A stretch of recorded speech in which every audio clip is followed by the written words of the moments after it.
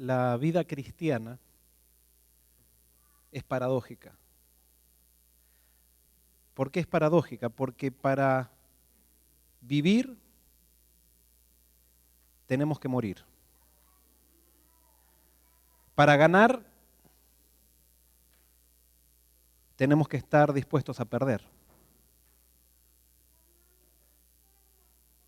Para tener victoria hay que fracasar. Y por eso hoy el tema de hoy es especialmente dirigido para aquella persona que se siente fracasada.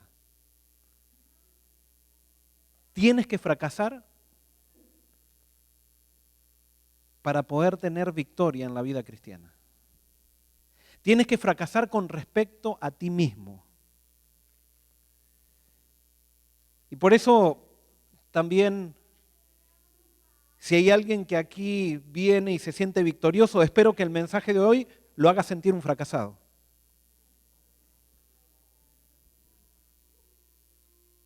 A veces cuando antes me decían, cuando no entendía realmente la religión, no entendía el evangelio, a pesar de que era miembro de iglesia, y me decían, es que la vida cristiana es para los débiles, la religión es para los débiles. Cuando me decían eso, me enojaba y trataba de argumentar. Ahora que entendí el evangelio y ahora que entendí un poco mejor lo que significa Cristo para mí, cada vez que me dicen eso, sin duda que tengo que asentir y tengo que decir que sí, es verdad. La vida cristiana es para los débiles, la religión es para los débiles. Cristo es para los fracasados. Y por eso mientras tú te sientas un exitoso con respecto a ti mismo, todavía tú no puedes tener a Cristo en tu vida. Tienes que aprender a fracasar con respecto a ti mismo. Tienes que llegar a un momento donde ya si no puedas decir que puedes y lo único que puedas decir es no puedo. ¿Habrá alguien quizás en esta mañana que se siente un fracasado?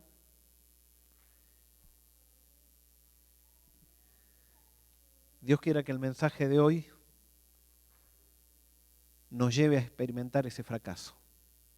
Vamos a orar. Señor, el mensaje que vamos a estudiar hoy, que viene de tu palabra, es muy importante. Pero es doloroso reconocer que somos fracasados. Ayúdanos a aceptarlo para que tú puedas triunfar en nosotros. Ayúdanos, Señor, a entender cuál es tu plan para nosotros y que tú nos ofreces todo si es que nosotros estamos dispuestos a rendirnos. Ilumina nuestra mente con tu Santo Espíritu y entra en nuestro corazón. Esto te lo pido en nombre de Jesús. Amén. ¿Qué es el fracaso con respecto a nosotros mismos? Tiene que ver con el arrepentimiento. Cuando Jesús vino aquí a la tierra, Él predicaba el evangelio del reino. El tema central de Jesús era el reino de Dios. Pero Él siempre decía, arrepentíos. La razón por la cual tú y yo no tenemos victoria en nuestra vida cristiana, la razón por la cual tú y yo quizás nos bautizamos hace 30 años y todavía seguimos teniendo los mismos problemas de carácter, todavía seguimos teniendo, hemos creído en 28 doctrinas, pero seguimos siendo iguales. Hemos dejado de guardar el domingo quizás, o si es que lo guardábamos, para guardar el sábado, hemos dejado de comer algunas cosas para comer otras, pero nuestro carácter sigue siendo exactamente el mismo. No pasa por creer una doctrina. Pasa por experimentar a Dios en mi vida. Y para experimentar a Dios en mi vida yo necesito primero, lo de todo, es experimentar lo que es verdadero arrepentimiento. Pero muchas veces nosotros pensamos que tenemos verdadero arrepentimiento porque el verdadero arrepentimiento es un sentimiento bastante parecido al nivel de sentimientos con lo que es el remordimiento. Y la Biblia tiene dos palabras, una para arrepentimiento y otra para remordimiento. la Biblia define al arrepentimiento como metanoia y al remordimiento como metamelomai. ¿Y se acuerdan en la Reina Valera del año 60?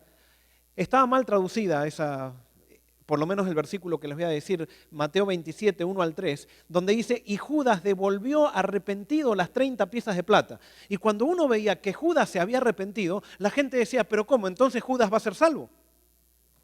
Y les pregunto, ¿Judas va a ser salvo? ¿Por qué? ¿Judas se arrepintió? No, ¿qué tuvo Judas? Remordimiento. En la Biblia, en el griego, no dice, y Judas devolvió metanoia, las 30 piezas de plata, sino que dice, Judas devolvió metamelomai, las 30 piezas de plata. O sea, devolvió con remordimiento las 30 piezas de plata. Nosotros muchas veces confundimos al arrepentimiento con remordimiento y por eso fracasamos. Porque el remordimiento no me lleva a la victoria. ¿Cuál es la diferencia entre remordimiento y arrepentimiento? ¿Cuál es la diferencia? A mí me gusta dialogar.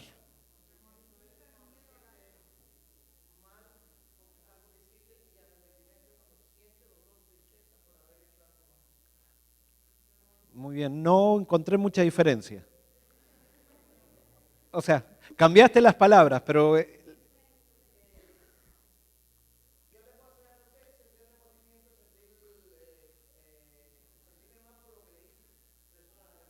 Ajá.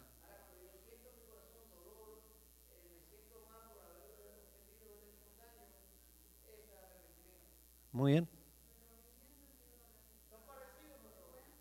Muy bien, remordimiento, miedo a las consecuencias. Ahí vamos, les voy a dar un ejemplo que yo siempre lo utilizo esto en las iglesias. Supónganse que yo voy al doctor y el doctor me dice, voy al doctor porque tengo problemas estomacales y cuando voy al doctor, el doctor me dice, ¿usted come chocolate? Sí, me encanta el chocolate. ¿Sabe qué? El chocolate le está afectando el estómago. Usted no tiene que comer más chocolate. Pero a mí me encanta el chocolate. Bueno, de usted depende. ¿Usted quiere estar bien del estómago? Deje el chocolate. Si quiere seguir con problemas, siga comiendo chocolate. Ay, bueno, está bien, doctor. No voy a comer más chocolate. Muy bien, entonces voy el sábado a la iglesia, un potluck. Resulta que justo cumplo años. Y entonces viene Alberto, viene y dice, pastor, le preparamos un pastel de chocolate para usted. Y entonces yo digo, ay no, por favor no. Yo fui al médico y no puedo comer pastel de chocolate, me cae mal. No, no, pero es para usted, nosotros sabíamos que le gustaba mucho, así que se lo preparamos para usted. No, pero es que yo estuve en la semana y me dijeron que no tengo que comer porque me hace mal al estómago. Pero un pedacito, pastor, un pedacito, como un pedacito. Bueno, no, me voy a mantener firme, no voy a comer. Y entonces sigue ahí, pero después al ratito le sirve a todos los demás y me pastor, un solo pedacito. Y yo digo, bueno, por hacer obra misionera voy a comer un pedacito. Entonces, como el pedacito y bueno, como realmente me gustó mucho, estaba muy bien preparado, digo, voy a comer otro pedacito para que no te sientas tan mal. Está muy rico realmente. Otro, bueno, como otro y me como todo un pastel. Cuando llego a mi casa, me empieza a doler el estómago. Y entonces digo, uy, no, yo me sentía tan bien antes de no comer el pastel y comí el pastel y ahora me siento tan mal. Yo no tendría que haber comido el pastel. O sea, el pastel me trae dolor de estómago, yo no tengo que comer pastel. Yo me sentía muy bien. No le hice caso al médico, tendría que haberle hecho caso al médico. Me sentía tan bien y ahora me siento tan mal. No voy a comer más pastel. Esa es la primera escena. Segunda escena. Pasa lo mismo, cumplo años, voy al doctor, el doctor me dice que no tengo que comer chocolate, vengo el sábado y me hacen un pastel y cuando me sirven me le digo que no, pero empiezan a insistir, yo por hacer obra misionera me como el pastel y llego a mi casa y me empieza a venir un dolor de estómago. Y cuando me llega el dolor de estómago comienzo a analizar lo que yo hice y me empiezo a dar cuenta que no lo tendría que haber hecho y empiezo a sentir una gran tristeza por lo que hice.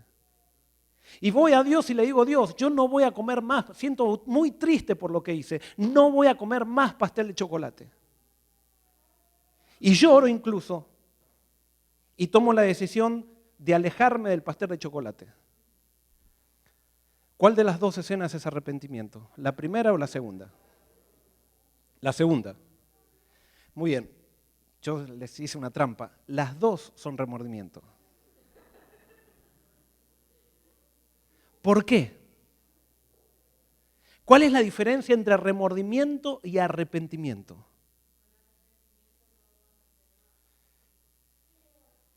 Pero ¿cómo sé entonces si estoy arrepentido? Tengo que esperar a ver si lo hago y si no lo hago para ver si estoy arrepentido o no. Ahora, ¿ustedes no le han pedido perdón a Dios muchas veces y han vuelto a hacer lo mismo que le pidieron perdón a Dios? Y ustedes dicen, ¿pero qué pasa? ¿Dios no me dio fuerza? ¿Dónde está el problema? Y acá tenemos que entender, porque esto es el secreto de la victoria. Esto es psicología cristiana. Verdadero arrepentimiento no tiene que ver con actos. El verdadero arrepentimiento tiene que ver con esencia. El remordimiento tiene que ver con actos. Yo digo, yo no quiero hacer más esto. Antes me sentía tan bien, ahora me siento tan mal. Pero ahora me da tristeza y yo voy a Dios y le digo, Señor, yo no quiero hacer más esto. ¿Pero en dónde me estoy centrando? En el acto. Y por más que siento tristeza, yo estoy con remordimiento porque el remordimiento se enfoca en el acto. El arrepentimiento se enfoca en la esencia, en lo que soy. Y lo voy a decir más claro. Verdadero arrepentimiento es arrepentirme de ser como soy. Remordimiento es arrepentirme de lo que hice. El problema no está en lo que hago, el problema está en lo que soy. Y eso es lo que no entendemos muchas veces como cristianos. Pensamos que el problema está en lo que hacemos. No, el problema está en lo que somos. Y a menos que no entendamos que hay un problema en lo que somos, siempre vamos a seguir haciendo lo que no queremos hacer.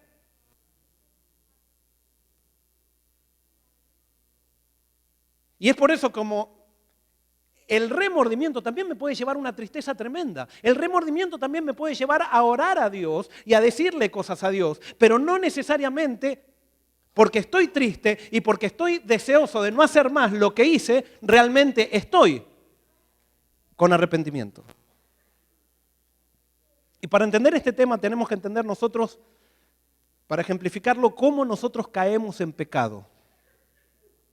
Lo que les voy a enseñar ahora, lo que voy a presentar, o quizás ustedes ya lo saben, es un proceso mental por el cual todos pasamos cuando caemos en pecado. Y por eso vamos a empezar con lo primero. ¿Qué es lo que hace el pecado conmigo? El pecado siempre me llama ¿qué? La atención. Cuando Eva iba caminando por el jardín del Edén y vio el árbol prohibido, hubo algo que le llamó la atención. ¿Qué le llamó la atención? Una serpiente que se ponía en el árbol, se posaba en el árbol y que la serpiente ¿qué hacía? Hablaba. Eso a cualquiera le llama la atención. Nos llamaría la atención ahora como le llamó la atención a Eva en el jardín del Edén. Cuando la serpiente le habla, Eva, ¿qué hace? Analiza. Y dice, caramba, las serpientes no se supone que hablen. Nosotros analizamos, cuando algo me llama la atención, yo analizo lo que está pasando. Y después de eso viene ¿qué? Un deseo instantáneo por hacer lo que me propone la tentación. Hasta ahí no hay pecado. ¿Eso cómo se llama? Eso se llama tentación. Hasta ahí no hay pecado. Pero ¿cuándo es que yo caigo en pecado? ¿Cuándo? Cuando comemos. Yo caigo en pecado, y acá está la gran diferencia. Yo caigo en pecado cuando yo, a mi deseo instantáneo, se transforma, le doy lugar en mi mente y se transforma en un deseo acariciado. Lutero decía, yo no puedo evitar que los pájaros vuelen sobre mi cabeza, pero sí puedo evitar que los pájaros hagan nido en mi cabeza. Tú y yo no podemos evitar la tentación está en todos lados. Hay veces que sí la podemos evitar, pero está en todos lados. Esas personas que se encierran en un monasterio para no tener tentación, así todo tienen tentación allí. Y por eso aislarse no es el secreto de la victoria en la vida cristiana.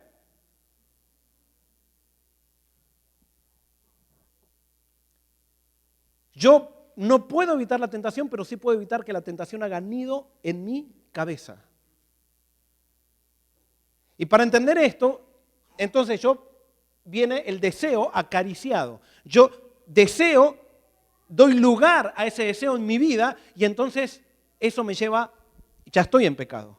Y esto es lo que nosotros muchas veces no entendemos. ¿Por qué? Porque la gente generalmente se está cuidando de no hacer ¿qué? Cosas malas. Y le enseñamos a nuestros hijos a portarse bien. Le enseñamos a ser ejemplos. Y entonces, sin darnos cuenta, los estamos formando desde chicos como un grupo de hipócritas. Sinceros, pero hipócritas al fin.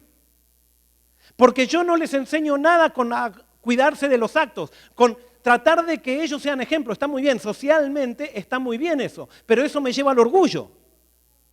Yo le tengo que enseñar a mis hijos la esencia de la vida cristiana, como la tenemos que aprender nosotros, los mayores. Pero nosotros muchas veces vivimos atados a los actos. Esto yo también se lo he tenido que enseñar muchas veces. He trabajado, Dios me ha dado el privilegio, cuando estaba iniciando mi ministerio, de trabajar en Nueva York con drogadictos y alcohólicos. Y el drogadicto y el alcohólico tienen que entender eso. Muchas veces el drogadicto y el alcohólico no es que quiera la droga, que quiera seguir tomando alcohol. No, es que no puede. Quiere dejar, pero no puede. Y como no entiende esto, entonces siempre se cuida ¿de qué?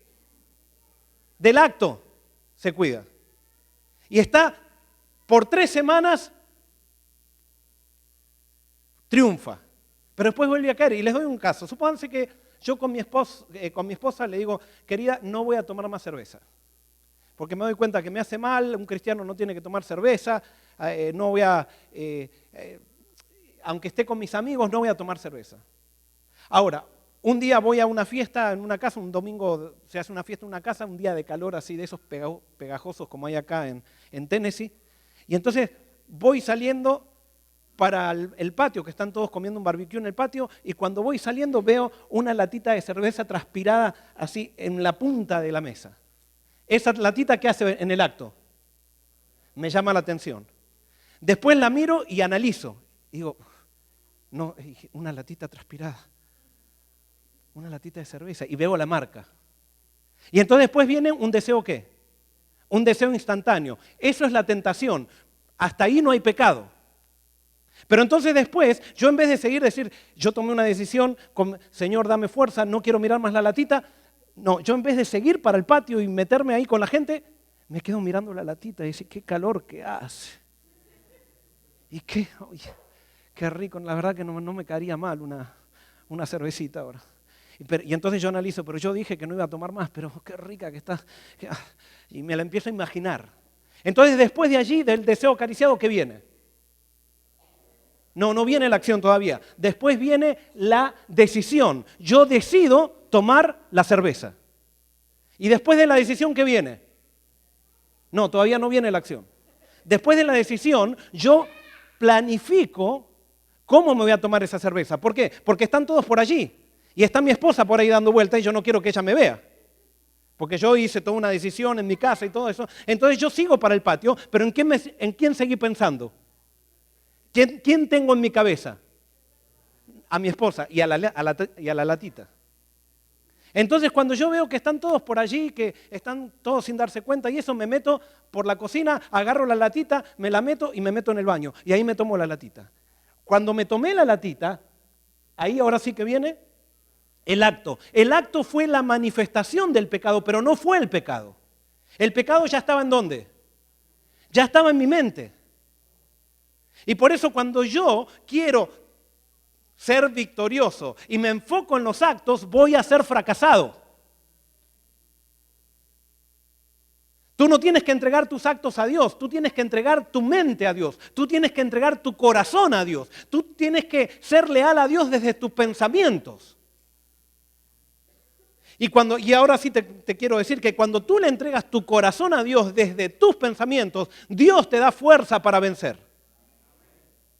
Pero el problema es que nosotros queremos entregarle actos nomás. Y por eso, el remordimiento solamente tiene que ver con los actos, con la manifestación del pecado. Y después tenemos el otro tipo de personas que están en la iglesia, que no tienen problemas con la cerveza ni nada, pero que se llaman fariseos. ¿Qué hacen los fariseos? Los fariseos, el pecado les llama la atención, lo analizan, viene el deseo instantáneo y se meten en el deseo acariciado, pero no toman la decisión de hacer el acto. ¿Por qué no toman la decisión de hacer el acto? la imagen, porque son miembros de la Junta de Iglesia, porque son ancianos, porque es pastor quizá, porque la gente ¿qué va a decir? Entonces yo no lo hago, eso se llama un cristiano reprimido. ¿Cómo yo sé cuándo hay un cristiano reprimido o cuándo no hay un cristiano reprimido? ¿Saben cómo se descubre? Esto no lo digo yo, lo dice la Biblia. Es cuando yo veo que alguien está condenando a otra persona, allí hay un fariseo que está escondiendo un pecado. El que condena a otra persona, ¿saben por qué condena? Porque desea hacer lo mismo que la persona hace, pero por cuestión de imagen no se anima a hacerlo. Entonces le da mucha rabia que alguien tenga la libertad de hacerlo. Entonces cuando alguien lo hace, entonces enseguida le cae encima como diciendo, no, si yo no lo hago, tú tampoco. Y menos en la iglesia. Y yo con esto alguien puede decir, pero entonces pastor, ¿qué va a ser todo un viva la pepa? No, no va a ser todo un viva la pepa. Acá estamos hablando de cómo tener victoria en Jesús, una victoria real y no una victoria simplemente de los actos. Y es por eso que a veces queremos en la iglesia controlar a los jóvenes, que no hagan esto, que no hagan aquello, que no hagan otro. Sí, le podemos quitar los actos a los jóvenes, pero tenemos que darle a Cristo, tenemos que darle la solución. Si tú le quitas los actos a los jóvenes, lo único que vas a lograr es la misma represión que tú tienes ahora, pero como eres adulto y por cuidar tu imagen no haces lo que ellos hacen. Yo me acuerdo, estaba en una iglesia una vez y los jóvenes decían, y perdonen lo que voy a decir, pero esto es real, les voy a dar testimonio real. Los jóvenes decían, venían a la junta a pedir permiso para un campamento. Y había una esposa de un anciano que decía, los resultados los vamos a ver recién después de 9 meses. Real, una mujer adventista, con toda, ¿pero qué era? Una mujer reprimida. Una mujer que le hubiera gustado ir a los campamentos a hacer eso, pero porque era adventista no lo hacía. La cuestión no es ser cristianos reprimidos, sino ser cristianos auténticos y tener una vida victoriosa porque he elegido tener esa vida en Cristo. Pero por eso Dios quiere, por eso en la Biblia continuamente dice, hijo mío, entrégame tu, ¿qué? Tu corazón. ¿Y qué es corazón en la Biblia? Es tu mente. La vida cristiana comienza desde tus pensamientos. Y por eso si tú cediste en un deseo acariciado, no esperes a que se manifieste en un acto. Ve a Cristo y confiesa tu pecado. ¿Y Cristo te va a perdonar? Sí, no solamente te va a perdonar, sino que te va a dar su Santo Espíritu para que tú empieces a tener victoria sobre ese mal pensamiento. Si tú vences en tus pensamientos, tus acciones van a ser la manifestación simplemente de tus pensamientos. Y por eso nadie cae en el pecado, nadie cae en un adulterio de decir, estaba charlando justo con esta mujer y se me ofreció y caímos. No, sí, puede ser que estabas charlando con esta mujer, pero ya estuviste codiciando otras mujeres en el pasado, en tu mente, cuando estás solo en tu casa, cuando estás mirando televisión. Entonces, simplemente cuando caíste con esa mujer que se te ofreció o no se te ofreció, o como quieras, caíste porque se manifestó el pecado que ya tenías en tu mente y que nunca habías confesado. Porque tú pensabas que simplemente la cuestión era cuidarse de los actos. Y el problema no está en lo que haces, sino el problema está en lo que eres. ¿Y cómo yo me puedo dar cuenta de quién soy? Simplemente acércate a Cristo. Compárate con Él. Y te vas a encontrar incómodamente reprendido. Lo lindo que Cristo no te dice nada, te dice, ven a mí, cargado y trabajado, que yo te haré descansar. Jesús dice, a pesar de que yo soy santo, y tú eres tan pecador, yo quiero abrazarte y quiero que estés conmigo para que yo te pueda dar mi santidad. Y por eso, ir a Dios no es una cuestión de sentimiento, es una cuestión de necesidad, es una decisión racional. Yo voy a Dios y si voy a Dios, Dios me da arrepentimiento. Si voy a Cristo, no a Cristo en el sentido simplemente de pedir algo, si yo empiezo a contemplar la vida de Cristo, si yo empiezo a ver quién era Jesús, enseguida eso va a empezar a provocar en mí arrepentimiento. Y para entender esto, les voy a contar una historia muy conocida, que es la historia del rey David, para que vean cómo se da este proceso en un personaje de la Biblia. El rey David era un rey muy popular, ustedes saben, el rey más famoso del pueblo judío. Y el rey David tuvo una de las mayores pruebas que tienen los grandes hombres de Dios. La peor prueba que tiene un hombre de Dios es el éxito. Y David tuvo éxito. Al principio tenía un montón de problemas, lo perseguía Saúl. Cuando lo coronaron rey al principio, se tuvo que hacer rey en Hebrón y todavía él no lo aceptaban como rey de todo Israel. Tuvo que librar algunas batallas. No fue fácil la ascensión de David al trono. Y Dios lo hizo así. Porque Dios sabía quién era David y Dios sabía cuáles eran los problemas internos que tenía David.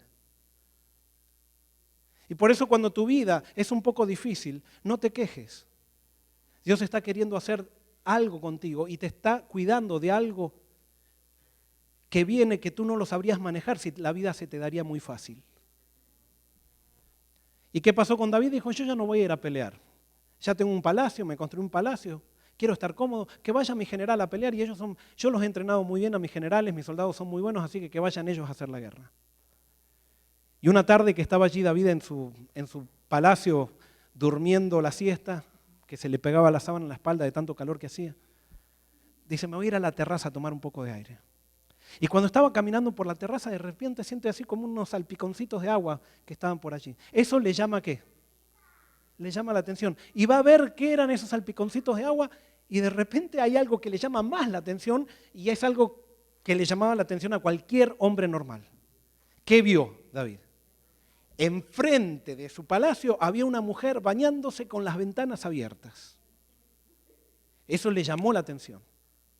Enseguida David analiza y dice, wow, caramba, ¿qué hace una mujer bañándose con las ventanas abiertas acá enfrente de mi palacio? Y analiza y dice, qué linda mujer también. ¿Eso le llama qué? Perdón, ¿le despierta un deseo qué? Un deseo instantáneo. A todo hombre normal eso le va a despertar un deseo instantáneo. Un deseo instantáneo por seguir mirando. Pero David tendría que haber dicho, yo soy un hombre casado, me meto al palacio, evito la tentación. Señor, dame fuerza, me meto adentro del palacio. Pero David, en vez de evitar la tentación, se apoyó en la barandita de la terraza y se quedó mirando diciendo, wow, qué mujer. ¿Y qué formas? Nunca la había visto. Y entonces la tentación hizo ¿qué? Nido en su cabeza, deseo acariciado. Y ahora tomó una decisión. Yo tengo que conocer a esa mujer. Planificó. Mandó a mandar, le dijo al siervo, vení, decime quién es la mujer que vive acá enfrente de mi palacio, por favor. El siervo fue y le dijo, David, esa mujer se llama Betsabé y es esposa de uno de tus mejores soldados, que se llama Urías el Eteo, que es extranjero. Ay, dice, está casada, no, qué lástima. Y dice, pero Urías el Eteo está en la guerra. Ah, está en la guerra, invítala a cenar. Entonces, fíjense, esta mujer habrá estado cocinando en su casa, no sé, y le golpean la puerta y le dicen, el rey David te manda a llamar, quiere que vayas a su palacio y te invita a cenar esta noche. El rey David era famoso en Jerusalén por ser un rey muy bueno, era famoso por ser un rey muy espiritual, muy seguidor de Dios, que había hecho que el pueblo de Israel crezca espiritualmente como Saúl no había hecho. ¿Cómo te hubieras sentido tú si hubieras sido mujer que el rey te invitara a comer a tu casa? Y ustedes saben que las mujeres, para sentirse seguras, necesitan arreglarse bien antes de ir a un lugar. Ella no fue así toda despeinada como estaba cocinando o algo por el estilo, no, le habrán dicho, el rey te invita esta noche, se habrá puesto el mejor vestido, se habrá hecho el mejor peinado, porque eso es parte de la naturaleza de la mujer, sentirse bien con su imagen. Y entonces cuando llegó al palacio, allí David la hizo pasar. Me imagino que David la habrá tratado muy bien, muy caballerosamente. Le habrá dicho, cuéntame, ¿cómo te sientes con tu marido que está en la guerra? Ay, ella habrá empezado a decir, me siento tan triste. Y cuéntame un poquito más. Y me imagino que ella habrá empezado a decir, ay, qué lindo este rey que se interesa por mis sentimientos. Mi marido que está todo el tiempo pensando en la guerra y el rey, que es el rey de la guerra, me está haciendo preguntas acerca de lo que yo siento. Se toma tiempo para mí. Entonces comenzó a surgir en ella una sensación linda que hace mucho no sentía. Y en David una sensación también, una cosquillita, porque hace mucho no veía una mujer tan linda frente a él. Y parece que la cena estuvo tan entretenida que en vez de terminar en sobremesa, terminó en sobrecama. Lo que les estoy contando está en la Biblia.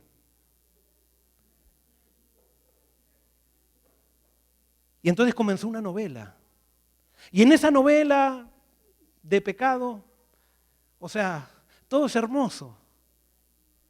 Pero pasaron unos días y entonces de repente viene Betsabé y le dice, David, tengo un problemita, a ver si me ayudas. Él la veía un poquito nerviosa. ¿Qué te pasa, querida? Pues, yo te ayudo en cualquier cosa. Y le dice Betsabé, David, estoy embarazada. ¿Estás qué? Estoy embarazada. No te cuidaste. ¿Cómo estás embarazada? Yo, el rey del pueblo de Dios, embarazando a la esposa de uno de mis mejores soldados. Tendrías que haber tenido un poco más de darte cuenta que esto era un momento, pero no podíamos hacer esto algo un poquito más. O sea, tú sabes cómo es la situación. Tú estás casada, yo soy el rey del pueblo de Dios. Y ahora David se desesperó. Como tú y yo muchas veces nos desesperamos cuando por culpa de nuestras decisiones entramos en pecado. En vez de buscar a Dios para solucionar nuestro problema de pecado, comenzamos a tomar decisiones que nos alejan cada vez más de Dios con tal de salvar nuestra imagen. El gran problema que tenemos los seres humanos es que queremos siempre cuidar nuestra imagen. Y entonces David le dice, Betsabé, no te hagas problema, vamos a solucionar esto. Mira, vamos a hacer lo siguiente. Yo voy a mandar una orden al general Joab que le di a Urías que se tome unas vacaciones y que venga aquí a hablarme de la guerra y todo eso. Y él cuando venga va a ir a tu casa, por favor, si estaban acostumbrados a dormir separados, por favor duerman juntos esa noche y este hijo va a ser de ustedes dos. Muy bien, Betsabé. ¿Cómo se dice? Se hace cómplice de David. Y entonces lo mandan a llamar a Urías del campo de batalla. Joab lo llama a Urías y le dice, mira, Urías, acá llegó una carta del rey David, dice que quiere que vayas a su palacio a informarle de cómo va la guerra, así que yo te voy a mandar a ti para que vayas, por favor, y te voy a decir todo lo que está pasando para que tú le informes tal cual yo te lo digo. Y dice Urías, ¿yo? Si yo soy eteo, ni soy judío, ni soy del pueblo de Israel. Dice, sí, tú mira, o sea, tú no sabes leer, pero mira, acá está la carta, dice, acá está tu nombre. Tienes que ir. Y entonces Urías se va para Jerusalén sintiendo que realmente era un privilegio lo que estaba viviendo, era como que estaba teniendo un ascenso. Cuando llega a Jerusalén, después de caminar, estaba llegando al atardecer y dice, yo no puedo ir esta noche a dormir a mi casa con mi esposa. No puedo estar disfrutando con mi esposa esta noche cuando mis amigos están con peligro de muerte allí en la guerra. Yo voy a dormir acá en la puerta del palacio. Y él se acuesta a dormir en la puerta del palacio. Al otro día se levanta David y le dice, viene el siervo y le dice, David, ahí te está esperando Urías en la puerta porque él viene, tú lo mandaste a llamar. Ah, sí. Y entonces el siervo le dice, ¿y estuvo durmiendo ahí en la puerta? ¿Cómo que estuvo durmiendo en la puerta? Sí, dice, le preguntamos por qué durmió. Dice, no, porque él llegó anoche, dice, pero él no puede dormir por los amigos que están allá en la guerra. Dice, entonces él, por solidarizarse con sus amigos, durmió aquí en la puerta. No puede ser, él tenía que dormir con su esposa. Bueno, hacelo pasar. Toma otra decisión, David. Y entonces empieza a decir, bueno, Urías, cuéntame cómo está el campo de batalla. Cuéntame cuál es la información que manda Joab. Y Urías le empezaba a contar a David y hacía el mejor esmero por realmente ser el mejor mensajero que alguna vez había tenido David. Y David entonces entre mensaje y mensaje, entre le contaba una copita va y otra copita viene. Iba una copita, otra copita, otra copita, otra copita, hasta que Urías queda borrachito. Entonces le dice David, bueno, gracias Urías, gracias por todo, ve ahora a tu casa, olvídate de tus amigos, disfruta, tómate unas vacaciones, si quieres quedarte una semana acá, quédate, pero ve y disfruta con tu familia. Y no sé si a David calculó mal las copas, pero se fue tambaleando Urías y nuevamente durmió en la puerta del palacio. Entonces al otro día David se levanta diciendo, bueno, ya debe ser que ya todo está tapado. Y entonces ahí viene el siervo y le dice, David, ahí está Urías de vuelta que durmió en la puerta del palacio. ¿Cómo que durmió en la puerta del palacio? No, él durmió de vuelta en la puerta del palacio, no fue a la casa. Pero ¿cómo? Él tenía que dormir con su esposa. ¿Cómo que durmió en la puerta del palacio? ¿Pero qué tiene esta persona en la cabeza? ¿Qué tiene con los amigos? Él tiene que disfrutar con la esposa. Y entonces David toma otra decisión y planifica otro pecado. Y entonces dice, hacelo pasar. Muy bien, Urías viene y le dice, rey David, yo quiero que me dé la bendición porque ya quiero volver, no quiero quedarme más tiempo, yo tengo que ir a pelear en la guerra con mis amigos allí y yo soy un soldado responsable, por favor, deme la bendición. Está bien, Urías, no solamente te voy a dar la bendición, sino que te voy a dar una carta que yo quiero que se la entregues por sobre tu vida al general Joab en mano. Y esta carta es muy, pero muy importante, por favor, yo la voy a sellar, pero nadie te la puede quitar y tú tienes que entregársela personalmente a Joab. Y Urías dice, ¿yo? Pero qué privilegio. Y entonces David escribe la carta, la sella, se la entrega a Urías y Urías se va todo contento con esa carta, sin saber que en esa carta estaba su sentencia de muerte. ¿Qué había puesto David en esa carta? Había puesto a su general Joab, Joab, pon a Urías en el lugar más peligroso del campo de batalla para que muera. Urías llegó al campo de batalla, le entregó la carta a Joab. Cuando Joab leyó la carta, se sintió un poco confundido porque David siempre había sido uno que hacía énfasis en que había que cuidar la vida de los soldados. Y Joab era uno que siempre cuando había que matar a él no le importaba y mataba. Pero ahora David le dice que ponga a uno, Joab no sabía por qué, pero alguna razón debe haber tenido el rey, que había que eliminar a esa persona, que lo ponga en el frente del campo de batalla para que muera. Y Joab por adentro debe haber pensado, al fin David está aprendiendo. Que si quiere ser un buen estadista no puede estar pensando en las personas, tiene que estar pensando en los proyectos, tiene que estar pensando en la imagen, tiene que estar... Los líderes que no son espirituales, los líderes que no trabajan para Dios, son aquellos que piensan en los proyectos y que no piensan en las personas. El hecho de decir que soy un líder de Dios no me hace un líder de Dios. El líder de Dios es aquel que vive de acuerdo a los principios de Dios y no aquel que se pone un traje. Es aquel que ve la vida y que quiere ver la vida como Dios la ve. Y no como los empresarios, para hacer crecer cosas, piensan que tienen que ver las cosas. Y por eso Joab hace lo que David le pide. Lo que hace el pecado es cambiarte tu visión. Y entonces manda a Urías al lugar más peligroso junto con su pelotón, al lugar más peligroso del campo de batalla, y no solamente muere Urías, sino que muere todo el pelotón. Y cuando muere todo el pelotón, entonces Joab se preocupa y dice, ahora David se va a enojar porque murieron muchos. Entonces le manda una carta a David diciendo, David, perdona, no solamente murió Urías, sino que murió todo el pelotón. Entonces David le manda una carta diciendo, Joab, no te preocupes, estamos peleando las batallas de Jehová. Mueren 1, mueren 10. ¿Qué vamos a hacer? Estamos luchando por una buena causa. Entonces David sintió un poquito de alivio, porque decía, el plan está saliendo.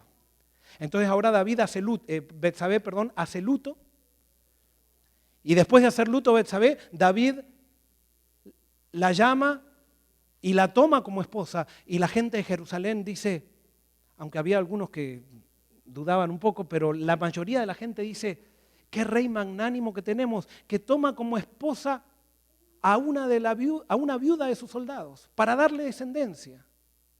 Este es un rey realmente, un hombre de Dios.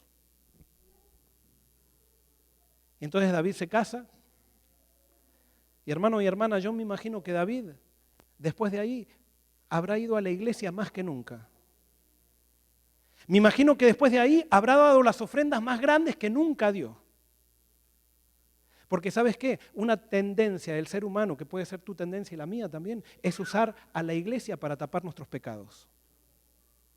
En vez de usar a la iglesia como un medio para encontrarme con Cristo y que Cristo solucione mi pecado, no, las iglesias han llegado a ser un medio para tapar pecados. Entonces hay muchos que dicen, por eso yo no voy a la iglesia. Y si tú eres uno de esos que dicen, por eso no voy a la iglesia, entonces quiero decirte, bueno, tú te perderás fuera de la iglesia y los que están dentro de la iglesia se perderán dentro de la iglesia. La cuestión es encontrarse con Dios. Si tú no quieres encontrarte con Dios por causa de los que van a la iglesia, quiero decirte que estás equivocado. Porque Dios no se hace responsable de los que van a la iglesia, Dios se hace responsable de aquellos que lo siguen. Y no todo el que va a la iglesia sigue a Dios. Y es por eso que David entonces allí estaba, pero había como una gotera en su conciencia que le molestaba. Entonces trataba de tapar esa gotera haciendo cosas buenas. Entonces un día golpean la puerta de su palacio. ¿Y quién era? El profeta Natán. Y los profetas de Dios, había dos tipos de profetas en Israel. Unos que trabajaban para el palacio y otros que trabajaban para Dios. Los que trabajaban para el palacio les pagaba el palacio. Entonces cada vez que iban a anunciarle algo al rey que le decían, todas cosas lindas.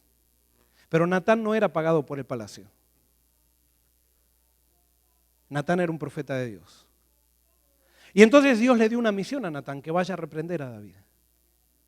Porque Dios amaba a David, como te ama a ti también. Y entonces allí se presenta Natán y le dice Natán a David, David, tengo un problema, ¿me ayudas a resolverlo? Por supuesto, siéntate Natán, a ver, cuéntame, acá estoy para ti. Y le dice, mira David, aquí enfrente de tu palacio vive un hombre muy, pero muy rico, el más rico de Jerusalén después de ti. Tiene miles de vacas, miles de ovejas, miles de bueyes. Es riquísimo. Y al lado de este hombre riquísimo vive uno de los hombres más pobres de Jerusalén, que lo único que tiene es una ovejita. ¿Y sabes qué? A esta ovejita, en esta familia pobre, la quieren tanto que cuando llega la hora de cenar, la sientan a la mesa con toda la familia y le dan de comer junto con la familia. Y no solamente eso, dice, cuando va a dormir este hombre, la quieren tanto a la oveja, y la esposa también, que primero el hombre la hace dormir en su pecho a la oveja, y después de que la oveja queda dormidita, la acuesta y recién se va a dormir con su esposa. La quieren a esta oveja como una hija. Pero ¿sabes qué, David? Ayer le llegaron visitas al hombre rico. Y él, en vez de matar una de sus tantas ovejas, mandó a matar la única oveja del pobre. Cuando David escuchó eso, se le pusieron los ojos rojos. Dijo, ¡ese hombre merece la muerte! Entonces Natán se levantó y lo señaló a David y le dijo, ese hombre eres tú, David. Y ahora David se daba cuenta que él podía atrapar su pecado a los ojos de todo el mundo. Pero no lo podía tapar su pecado a los ojos de Dios ni al llamado de su conciencia. Y David tenía dos alternativas. O mataba al profeta o se humillaba. La historia de Israel nos muestra que cada vez que Dios mandaba después a los profetas, la mayoría de los reyes, ¿qué era lo que hacía? Mataba al profeta. Y es lo que pasa contigo también. Cuando Dios manda a alguien para llamarte, tú quieres matar a esa persona, quieres erradicarla. Porque te molesta que te digan la verdad. Te molesta que te digan que tienes que cambiar. Porque tú sabes que hay un problema contigo, pero todas las cosas buenas que has hecho para tapar ese problema, tú te engañaste y piensas que eres bueno por todas esas cosas buenas que has hecho para tapar tu problema. Pero tu problema es un problema de fondo, es un problema de pecado. Quizás no hayas matado a alguien, quizás no seas un adúltero, pero tú estás lejos de Dios. Y tarde o temprano, aunque no te lo imagines, tú puedes terminar en un lugar donde nunca pensaste que ibas a terminar.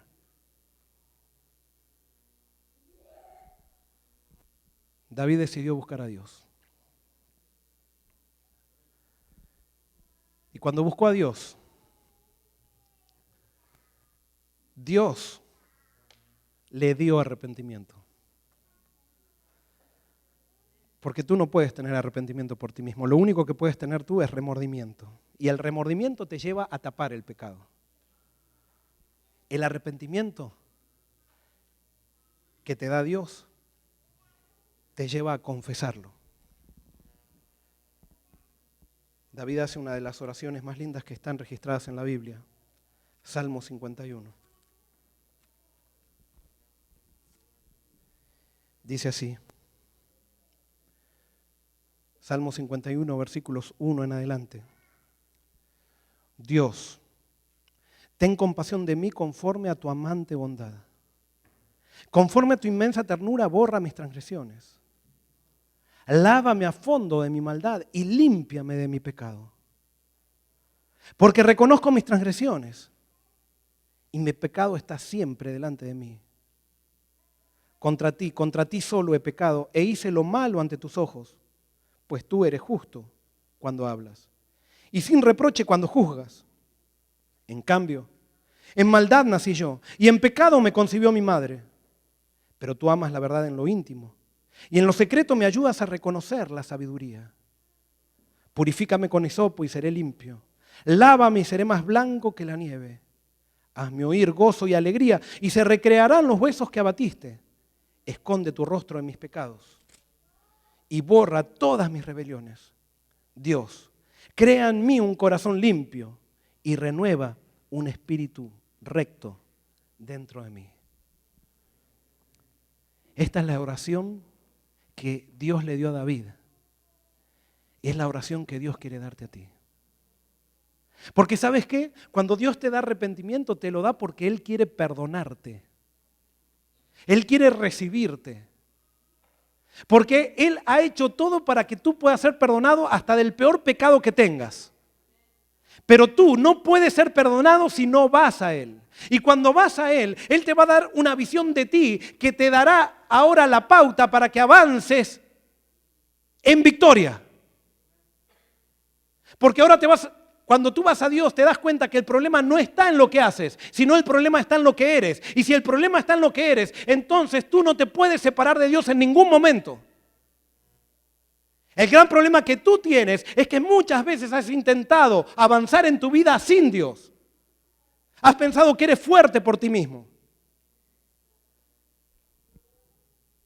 Pero Dios quiere que entiendas que necesitas depender de Él. Ahora, ¿cómo sería la oración de David si David en vez de tener arrepentimiento hubiera tenido remordimiento? En el versículo 1, fíjate cómo dice: Dios, ten compasión de mí conforme a tu amante, ¿qué? Tu amante bondad o misericordia. El remordimiento no ora así. El remordimiento dice: Señor, ten compasión de mí porque acuérdate que yo fui pastor, fui pastor de la comunidad, di muchos diezmos, respeté mucho a mi madre, a mis padres, estoy dando ofrendas allá para una obra, un orfanato que hay en República Dominicana. Entonces, el remordimiento dice: Señor, yo sé que me equivoqué, pero en realidad no soy tan malo. Ten en cuenta eso. En cambio, el arrepentimiento dice: Señor, yo me equivoqué, yo he sido un problema. Si tú me tienes que perdonar, ¿sabes por qué te pido que me perdones? Porque tú eres amor, porque tú eres bueno, no porque yo sea bueno, sino que la razón de tu perdón está en ti, no en mí. Pero nosotros muchas veces queremos ir a Dios a presentarle cosas como si Dios me va a perdonar por lo que le doy. No, Dios te perdona por lo que Él te da, no por lo que tú le ofreces. Y esa es la seguridad de que tú puedes ir a Él con el pecado más sucio que hayas cometido. Puedes ir con la ropa más manchada que tengas. Puedes haber sido la persona más oscura que existe en respecto a tus acciones. Y Dios te va a recibir porque te ama, porque Él es amor. Y dice el versículo 2, lávame a fondo de mi maldad y límpiame de mi pecado, porque yo no puedo, Señor. Y el versículo 3 dice, porque reconozco mis transgresiones y mi pecado está siempre delante de mí. El remordimiento hubiera orado así: Señor, está bien, yo me equivoqué. Pero si Betsabé no se hubiera estado bañando con las ventanas abiertas, yo no hubiera caído, Señor. Ella, yo soy hombre. Ella viene, se me baña así con la ventana abierta, después venimos a la cena y se viene vestida así para provocarme. Ella. Generalmente cuando no estamos arrepentidos siempre le echamos la culpa de nuestros problemas a otra persona. No, el verdadero arrepentimiento te lleva a ser responsable con tus propias decisiones.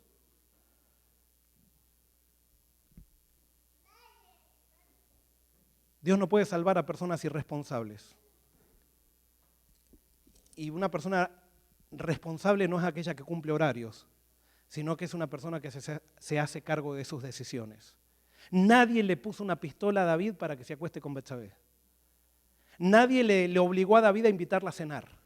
Como nadie te obligó a ti a caer en la cosa que caíste. Tú lo decidiste, tú lo buscaste. Y es necesario que te hagas hombre o mujer verdadera. y que asumas responsabilidad en tu vida. Y que el arrepentimiento que Dios te dé te haga responsable, porque eso es lo que quiere hacerte Dios, responsable. Y entonces versículo 4 dice, contra ti solo he pecado e hice lo malo ante tus ojos. En el versículo 6 dice, porque tú amas la verdad en lo íntimo. En otras palabras, David dice, ahora me doy cuenta que los actos no interesan en sí. Tú quieres que yo sea limpio de mente. No es tanto tratar de que la gente se porte bien, sino tratar de que la gente sea buena. Y entonces el corazón de este salmo dice, crea en mí, oh Dios, un corazón limpio y renueva un espíritu recto dentro de mí. En otras palabras, David está diciendo, Señor, si tú no me transformas la mente, si no me transformas el corazón, yo voy a seguir haciendo lo mismo.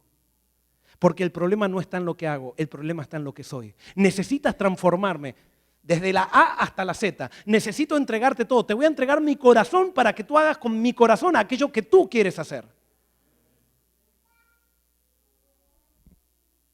Y sabes qué, cuando tú le pides eso a Dios, no hay cosa más linda para Dios que agarrar mentes o corazones y transformarlos. Eso se llama nuevo nacimiento. ¿Entiendes hoy que el problema está en lo que tú eres, no en lo que haces? Quizás hoy simplemente lo captaste. Ve a Cristo y Cristo te lo va a mostrar. Quiero terminarles contándoles un cuento que a mí me enseñó a entender esto, de lo que significa arrepentimiento y remordimiento. Quizás ustedes lo escucharon muchas veces este cuento, pero como para mí fue tan bueno, tan ilustrativo, quiero compartirlo con ustedes también. Pero es el cuento de un lobo. Este lobo hacía vida de lobo, como todos los lobos. Salían con sus amigos por el bosque, se comían todas las vacas que andaban por allí, molestaban a todos los animales. Y especialmente les gustaba molestar a las ovejas.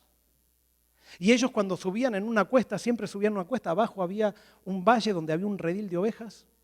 Y ellos empezaban a tirarle piedras a las ovejas y le tiraban piedras y decían, ovejas, ovejas tontas, ovejas estúpidas. Miren, dice, nosotros nos divertimos, hacemos lo que queremos. En cambio ustedes están todas juntitas. Tienen que seguir un pastor. Nosotros tomamos sangre. Ustedes toman agua, que no sabe a nada. Nosotros comemos carne. Ustedes están comiendo gramita ahí. Nosotros en la noche todos nos respetan. En cambio ustedes se acuestan todas temprano ahí. Y entonces así las molestaban a las ovejas. Entonces este lobo un día de tanto ver a las ovejas le llamó la atención las ovejas y dice, realmente las ovejas son diferentes a nosotros. Porque dice, las ovejas, a pesar de que no están a los gritos y a las carcajadas como nosotros, siempre se las ve sonrientes y siempre se las ve en paz. No se las ve que se pelean entre ellas. En cambio nosotros, a pesar de que decimos que somos libres, siempre estamos problemas con uno o con el otro. Y la verdad que las ovejas... Y entonces este lobo dice, yo voy a estudiar la vida de las ovejas. Entonces todos los días se iba un ratito así a la colina y se sentaba a ver la vida de las ovejas y empezó a estudiar ciertas cosas, empezó a pedir revistas y todo eso acerca de la vida de las ovejas y llegó a una conclusión. Las ovejas parecía que tenían 28 creencias y dice, denme esas creencias.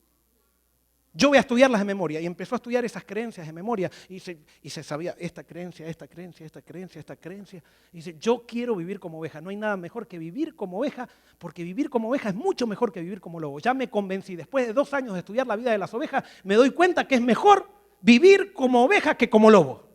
Y yo quiero vivir como oveja. Entonces dice, pero si yo me meto en el redil, ¿qué van a pasar con las ovejas? Van a salir corriendo. Entonces dice, ¿qué puedo hacer? Se fue a Walmart y se compró un lana. Entonces empezó a coserse un disfraz de oveja. Y entonces con ese disfraz de oveja comenzó realmente a tratar de ver cómo eran, pero lo hizo igualito el disfraz. Se lo puso y realmente parecía una oveja. Ahora no solamente tenía que empezar a balar como una oveja. Entonces empezó, y entonces empezó a hacer prácticas de voz hasta que empezó y después de practicar mucho, realmente balaba como una oveja también. Entonces un día que venían los amigos, se puso el disfraz abajo del brazo, salió con los amigos y cuando los amigos se metían por la cuesta, él se metió en el bosque y dice, voy a esperar que vengan las ovejas y cuando vengan me voy a poner el disfraz. Entonces venían las ovejas, él estaba nervioso porque no sabía cómo iba a resultar todo esto. Pero entonces se puso el disfraz y se metió adentro del redil. Y entonces dice, yo voy a hacer todo igual como hacen las ovejas. Las ovejas se iban a acostar temprano, él estaba acostumbrado a acostarse tarde, pero dice, no importa, dormir temprano. Y empezó a dormir temprano. Las ovejas iban y tomaban agua y a él le gustaba tomar sangre, pero dice, no importa, tomar agua, yo tomo agua como las ovejas. Entonces las ovejas comían gramita y entonces él decía, ay, qué fea la gramita, pero las ovejas comen granita y dicen que es Reforma Pro Salud, yo también voy a tener Reforma Pro Salud. Entonces así pasaron 3 semanas, un mes y realmente dice, pero qué bien, miren, yo estoy viviendo como una oveja, miren lo que he logrado. Es más, no he tenido un problema con nadie acá en un mes. Es más, las ovejas, como eran muy inclusivas, las ovejas le dieron un puestito así, era director de un grupito. Y entonces estaba muy contento porque estaba viviendo una experiencia que nunca había vivido. Y en eso un día ve pasar a sus amigos lobos que pasaban por allá arriba. Y cuando ve pasar a los amigos lobos, se le ponen los ojos rojos y dicen, vengan ovejas, vengan, les voy a hablar algo muy importante. Entonces todas las ovejas vienen. Dice, miren esos lobos degenerados la vida que hacen. ¿Cómo pueden hacer esa vida sabiendo que hay una vida de oveja que es mucho mejor? Entonces las ovejas se empezaron a pegar codazos y dice, ¿qué le pasa a esta? Entonces él se había subido arriba a un púlpito, entonces lo llamó y le dice, escúchame, acá nadie habla mal de otras personas, de otros animales. No, pero estos lobos degenerados, ¿cómo pueden hacer la vida? Y, claro, y él por adentro le hubiera gustado decir, si yo realmente era un lobo, pero ahora yo estoy viviendo una mejor vida. Entonces las ovejas le insistieron hasta que le dijeron, mira, hasta que no cambies eso, no, acá no predicamos a los lobos. Así, si no, bájate. Pero bueno, siguió. Y eso, después de 3 meses, eso de estar comiendo gramita todos los días, de tomar agua todos los días, le empezó a resultar una carga. Eso de tener que seguir al pastor cuando el pastor llamaba, le resultaba una carga. Y entonces dice, ¿pero qué pasa? Si yo estoy convencido que vivir como oveja es mucho mejor que vivir como lobo, ¿por qué me pasa esto? Entonces decía, fuerza de voluntad, necesito fuerza de voluntad. Entonces ponía fuerza de voluntad. Pero pasó una semana y un sábado de noche volvían para el redil y cuando estaban volviendo empezó a sentir un olorcito a carne que venía desde el bosque. Y cuando sentía el olorcito a carne se empezó a acordar de sus amigos lobos y de la vida de lobo que hacía cuando se comía las vacas. Y decía, no, fuerza de voluntad, fuerza de voluntad, yo sé que vivir como oveja es mucho mejor que vivir como lobo. Se metió adentro del bosque, se sacó el disfraz y se comió todas las vacas que vio por ahí. Y cuando estaba comiendo las vacas dijo, ¿pero qué hice? Tanto esfuerzo y lo tiré ahora, ¿cuánto llevo acá? 5 meses que estoy llevando en esta vida y lo tiré en una noche. No, esto no me va a pasar más, esto no me va a pasar más. ¿Cómo? No entiendo qué me pasó. Se metió el disfraz y se metió de vuelta en el redil. Y cuando estaba de vuelta en el redil y tenía que comer gramita, ahora le resultaba más asquerosa la grama porque ya había probado la carne de vuelta el sábado de noche. Entonces dice, y entonces estaba toda la semana haciendo fuerza, y decía fuerza de voluntad, Reforma Pro Salud, fuerza de voluntad, 28 creencias. Y entonces estaba allí, yo estoy convencido que vivir como oveja es mucho mejor que vivir como lobo. Pero llegó el sábado de noche siguiente y de vuelta se sacó el disfraz y se comió todas las vacas que vio.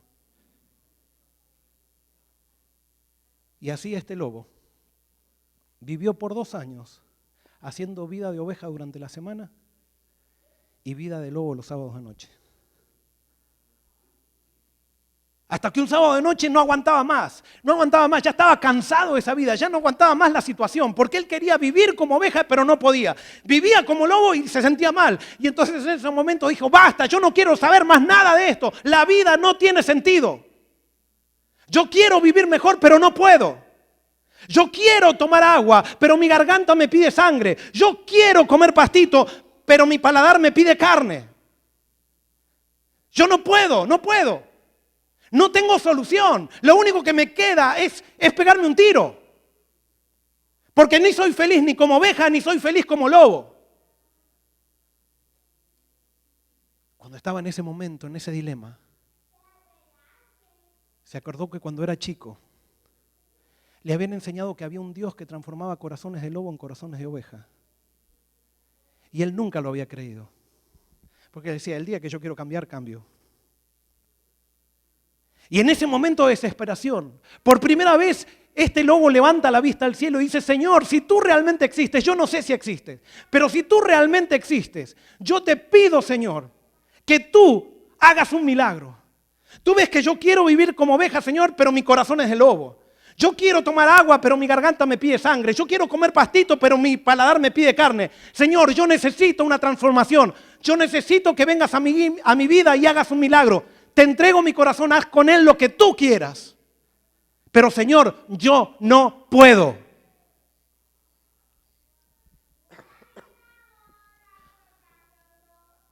Cuando Dios escuchó que este lobo decía, Señor, yo no puedo, Dios bajó a ese valle. Y con una sonrisa tocó ese corazón de lobo. Y cuando tocó ese corazón de lobo, lo transformó en un corazón de oveja. Y ahora el lobo volvió al redil. Pero ya no le costaba, no le era una carga comer pastito. ¿Por qué? Porque ahora no se portaba como oveja, ahora era oveja. Ya no le costaba, no le era una carga tomar agua, porque ahora su garganta era de oveja. Ya no le era una carga seguir al pastor, porque ahora descubrió que el pastor, que parecía tan sencillo, era aquel que daba, el que mostraba cómo era Dios que le había transformado el corazón. No era un ser humano, era Dios mismo pastoreando a las ovejas. Ahora él veía pasar a sus amigos lobos por allá, a sus ex amigos, y no los criticaba, sino que ahora sí reunía a las ovejas y decía, ¿qué podemos hacer por estos lobos? Y ahora que él había sido transformado, ahora se dio cuenta que todas las ovejas que estaban ahí habían sido lobos en el pasado. Porque tú y yo nacemos como lobos. Lo que necesitamos es un corazón de ovejas. Pero ¿sabes qué? Para tener ese corazón de oveja, tiene que llegar un día que tú fracases con respecto a ti mismo y levantes la vista al cielo y digas, Señor, yo no puedo. Yo no puedo. Tú eres el que puede. Señor, yo no amo. Tú eres el que ama. Señor, yo no tengo fuerza. Tú eres el fuerte. Cuando llega ese momento en la vida de un lobo, Dios le pone un corazón de oveja. No se te va el corazón de lobo ni se nos va, pero sí pone un corazón de oveja. Y ahora empezamos a disfrutar lo que antes no disfrutábamos. Y empezamos a vivir de una manera diferente a la que vivíamos antes. No simplemente amando la verdad en lo exterior, sino llevando la verdad en lo íntimo.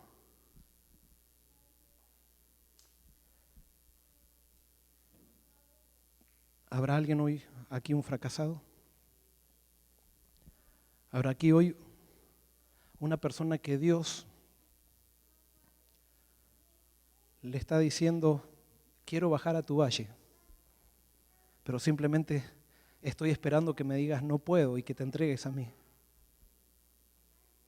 ¿Habrá alguien hoy que le quiere decir a Jesús, hoy yo quiero entregarme a ti, Señor, toca mi corazón? Amén. Sí, yo quiero orar. Quiero orar por Valentín. También, amén. Amén. Dios quiere hacer una diferencia en tu vida. Si hoy todavía tienes fuerzas para decir que no, para decirle que no a Dios, todavía no has fracasado con respecto a ti. Y todavía vas a tener que golpearte un poco más, no porque Dios te va a golpear, sino por tu causa, porque todavía te crees fuerte. Pero Dios quiere que te golpees lo menos posible. Y por eso quiere darte esa oportunidad. Aquellos que están parados, simplemente les voy a pedir que se arrodillen y vamos a tener una palabra de oración.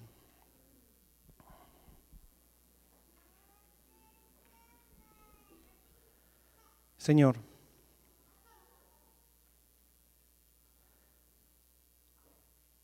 acá hay un grupo de personas que se levantaron porque quieren aceptar su fracaso con respecto a ellos mismos. Y hoy quieren decirte, Señor, no puedo. Toma mi corazón. Señor, tú prometiste que todo aquel que venga a ti, tú no lo rechazarías.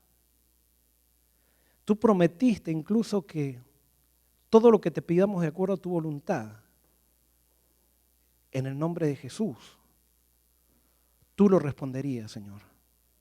Y hoy en el nombre de Jesús, Señor, te pedimos, confesando su nombre, de que tú toques estas mentes de estas personas, Señor, y pongas una semilla espiritual en ellos, para que ellos comiencen a avanzar en la vida cristiana, disfrutando de aquello que hacen por ti y de aquello que tú haces en ellos. Que ellos entiendan, Señor, que tú le vas a dar fuerza, eso no quiere decir que van a ser perfectos, pero que de aquí en adelante ellos van a vivir para ti, dependiendo de ti, porque han reconocido que no pueden, pero tú vas a poder en ellos y te vas a transformar en todopoderoso en ellos. Y así como David, un hombre adúltero, asesino, degenerado, llegó a ser llamado hombre con el corazón como el de Dios. Señor, hoy tú vas a llamar a estas personas hombres y mujeres con el corazón como el mío, por lo que Jesús hizo. Y Señor, por el Espíritu Santo viviendo en ellos. Señor, cumple tus promesas en ellos. Toma nuestro corazón de lobo y danos el corazón de oveja. En tu nombre te lo pedimos. Amén.